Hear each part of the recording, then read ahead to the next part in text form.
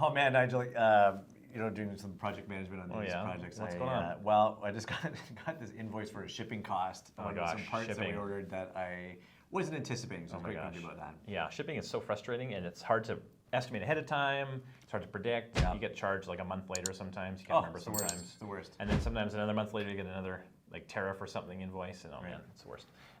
Yeah, well, it is an important part of our of a BOM cost, though. It's interesting to keep in mind. So, when we're doing development and we're shipping a couple parts here and there, shipping's not too big a deal. But when you're in production and you're trying to, make your margins and you're trying to think about how much does it cost for me to make a product, and then how much am I going to sell it for to turn a profit or at least make a good revenue, you need to consider all factors, and shipping is a big one of them. Absolutely. And so if you look at actually the pie chart of terminal sterilization device costs, because as you may know, terminally sterilized devices are typically disposable, so you have a higher turnover, right? You might sell someone 100 of them instead of one, like buying a gas versus buying a car, right? It's disposable, consumable.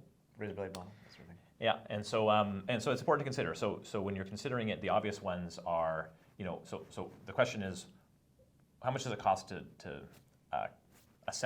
produce a sterilized device? Right. So the obvious one's parts, right? Of course. You have to actually sterilize it, obviously, which actually isn't too expensive usually. You have to assemble it, so someone's got to put everything together. And those are kind of the three kind of ones main need pie pieces expertise to take care of. But up to 30% of costs can be kind of hidden within that. So you have to obviously get the parts to the assembly facility. You need to get the parts from the assembly facility to the sterilizer, and then from the sterilizer to the distributor, and then from the distributor to the customer. Oh my gosh. At least four shipping items. And sometimes you ship them in boxes, sometimes you ship them on pallets. So you have to kind of understand, the different methods and how you can kind of be efficient in shipping costs. Wow. But it's not just that. You have to maintain your sterility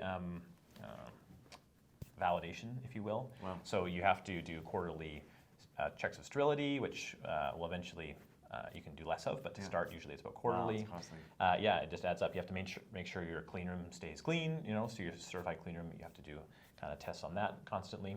And then obviously things like inspection, inventory, and control, and all these things. So when you're talking about actually, how much does it cost to get a product in a user's hands, you have to actually consider all these factors if you want to be realistic about your profit margins. So many hidden costs. It's shocking. Yeah. Well, thanks for highlighting that. Yeah, that's great. yeah. Here I was frustrated about my one shipping. I didn't even think about these other things. Oh my gosh. Well, you're welcome for bringing you some bad news, but with a bit of planning, you can always just kind of get ahead of it and try to minimize some of these costs if you can plan for them in advance. Amazing. Great. Well, thanks for that, Nigel. You're welcome.